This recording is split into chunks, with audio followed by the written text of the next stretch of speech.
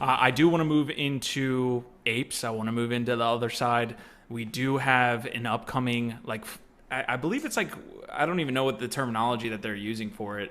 They've done 2 stress tests that's happened in the past 7 days. Now they're set to launch like a beta version of the game where they're going to kind of throw us all into an environment that doesn't look like just voxelized characters. I'm going to pull up the trailer here real quick. Obviously, this came out about 4 months ago at this point. Maybe my timeline's a little bit off, but really gave us a look at what the narrative for the game will be, what the characters might be for the game. We saw some codas. RIP everybody who didn't get a coda there. I'm with you. We see a little bit of the universe here as well. Some other IP that's going to be in the game. Cool cats. Looks like CryptoPunks, me bits there. So this is all happening, amidst the backdrop that we're talking about. This might be a catalyst for the NFT space if it goes well. The question being, what is going to be well for you guys? Like, what do you think Otherside needs to do? What do you think Yuga needs to do here on Saturday to have a successful launch? I mean, Arc Legger was also talking about this here.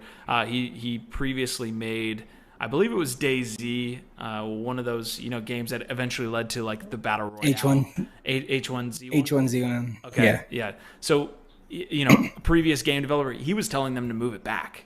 He was saying, like, you only have one launch. You should get it right. We don't want anything, to really kind of throw us into some downward trajectory, which the last Otherside land actually reminds me of probably the last good time we had in the NFT space until, that actual day occurred and we had that event where, people were super upset. Again, want to open this up. Anybody that wants to go first here, what are your thoughts here on the other side as it relates to, the release that we have upcoming?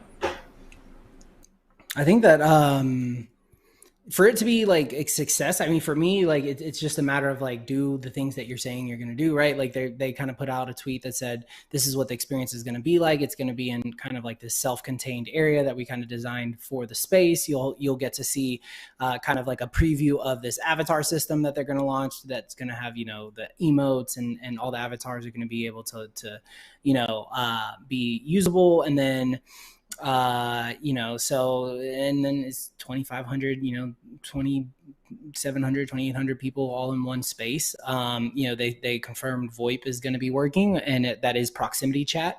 So, you'll be able to push to talk and actually hear, voice from anyone who's nearby, who's chatting with you.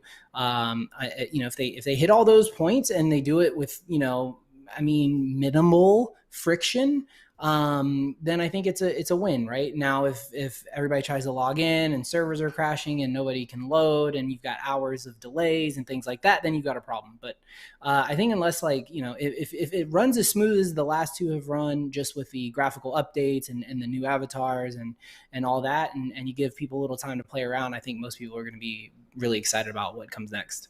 For me, the couple things that I'm like really looking for, one is the avatar system. Like, okay, let's just say it's how are our NFTs existing, used in the game or in the experience itself, right? So we've got other deeds, we've got an ape, we've got a kennel club. What do those look like? Are we using those in different cool ways? Are we playing our characters? I think that's going to be like definitely a potential game changer, or like an example that a lot of other people will look to is, how do you actually, bridge the NFTs into these metaverses in really, really awesome ways. The other one is like, what's the actual like value and utility to this world more broadly than just, hey, I can get in and like run around with my friends. Like, that's cool, but like, can I monetize my land? Are you onboarding new people into the space? Like, I'll really want to see, are they going to keep it token gated and like the only people that can use this game are people that own the tokens? Because if so, you're really, really limiting the value of this experience. If they can offer like, hey, if you have the tokens, you get all of these utilities. And so you can like monetize, you can sell in there, you can build shops, you can, you know, create and build different cool things, but then you still have like a free version that gets, you know, thousands or, you know, tens of thousands, hundreds of thousands of new people in there. That to me would be really valuable, right? Because otherwise, if you're saying, hey, you can only get to get into the other side if you know, have a $10,000, $20,000, $30,000 NFT, I don't know. To me, you're kind of limiting the utility.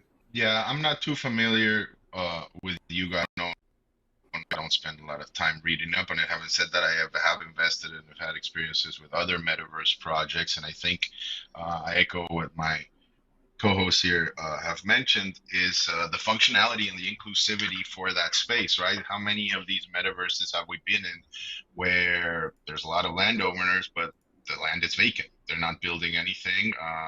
They're not doing much with it. I'm sorry to be a bummer here, but I think that there's a lot more risk of this going south than it going up. I mean, for all, you know, they can wow us for sure with something new. I would not surprise me from a company like Yuga, but we will see. You know, it's a tall order, and I think most importantly, it's going to come down to the community, you know, to the people that own these lands and there are ape holders. This is where push comes to shove, and you get to show us what it's all about, right? You know, is it going to be better than Crypto Voxels or Decentraland or Sandbox, right? People going to want to go there and build because, you know, yeah, like you said, you can go in there with your friends for a little while, hop around, run around, but how long is that going to last? It is, you know, to sustain it for months on end, for people that want to go in there constantly. That's what I want to see. I want to see what that's all about. Yeah. How is it sticky? And then what's the user acquisition look like? Use of ApeCoin is another one, right? Like we have this token, we have this ERC20 that's associated with the ecosystem. Is there going to be eventually, you know, something in the game where we get, you know, far enough along in the next couple months that we can actually use ApeCoin maybe to get us things in the game or something like that? With just some type of gaming implementation would be great. We did show, and I'm going to pull it back up, a couple different price charts. Well, this is actually the piece from Otherside here, the tweet that came out, I believe, yesterday. So it was interesting because Arclegger was having this like open discussion on his Twitter profile saying, hey, you know, we haven't heard anything. Again, this was in the afternoon yesterday. We haven't heard anything, like what's going to happen here.